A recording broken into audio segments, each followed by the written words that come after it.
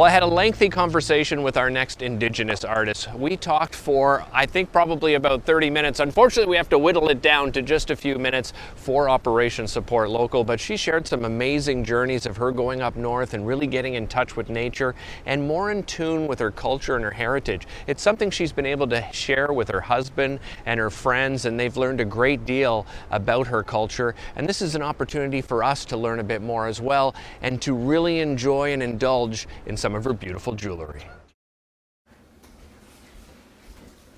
My name is Pam Wolfe-Roberge. I'm Anishinaabe. I grew up in Ottawa. I'm of mixed descent. My family's from Jibasing. I'm a member there. It's on the beautiful Manitoulin Island, located in northern Ontario. I grew up in Ottawa, and so I didn't grow up in my community, but one of the things that beading did for me was connecting with my community here in Ottawa through my mom. My mom works with Minwash and Lodge, an Indigenous women's organization here. And there are a number of great women who are willing to share the culture and to help those like me who didn't grow up in community regain and reclaim that culture. So beading really started for me through culture and through trying to reclaim my First Nations ancestry, and also just through working with women and sitting with the women around the table. It was, something we did on Sunday afternoons, catching up and learning new techniques. It was great. I'd say beading is very tied to my culture for a number of reasons and helping me to reclaim that. Seeing women walking around at work, or I'd go to the Wabano Gala, I'd see this amazing beadwork, women wearing these amazing earrings, and I thought, I want to learn how to do that. And it was something also, I think, for me, is wanting to learn how to do it and to wear a piece of my own work. Again, I think it's a bit of like exemplifying my identity or asserting my identity as an Indigenous and as a First Nation woman.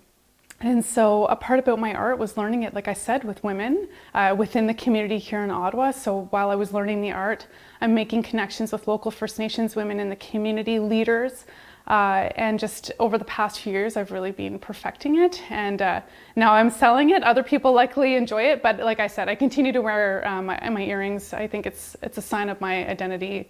I'm proud of who I am, and I'm proud of that portion of it.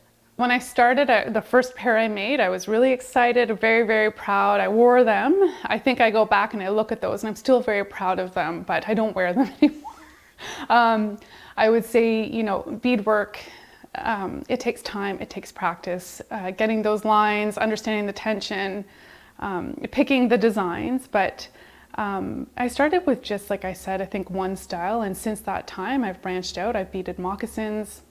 I do, hoop earrings now, but I'd say the moccasins was the recent thing that I started to do and learning, and beading on the leather and beading those vamps. So as my beading has gotten better, I've started to look at other opportunities and other materials or things that I could bead. So it's evolved over the past few years. The process is, usually it starts with the calves. So if you've seen the earrings I'm wearing, those are the little center part. And usually it starts with finding something that catches my eye.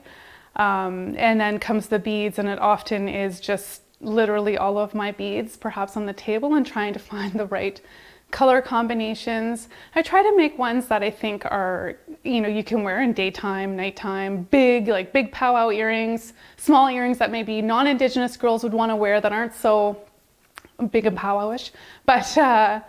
But I'd say the process is really just when I get the calves, it's really, I'm looking at that, I'm seeing what speaks to me and how the beads speak to me and putting it together. These earrings, when I found these, it reminded me of my time up north, the Northern Lights. If you look at them, and I have a set with these specific calves, and I can remember choosing the colors around it, thinking about the Northern Lights being up north and trying to complement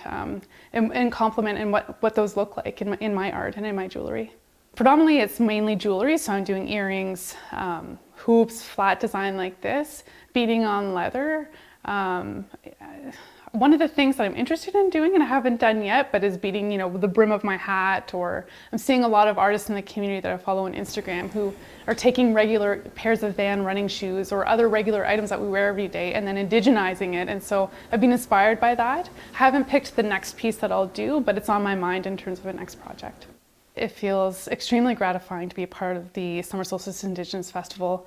Prior to being a part of this festival, I would sell my beadwork with my mom. We'd get a table at the powwows around the city. But I would say that getting my beadwork at this festival, I started last year and then having it this year, It was gratifying because it was a bit of a sense of validation that those designs or the beadwork that I was doing was being accepted by the community, whether Indigenous or non-Indigenous, and seeing the uptake and the reception to my work, I'd say, has continued to give me that confidence to continue to explore and to build on my beading skills.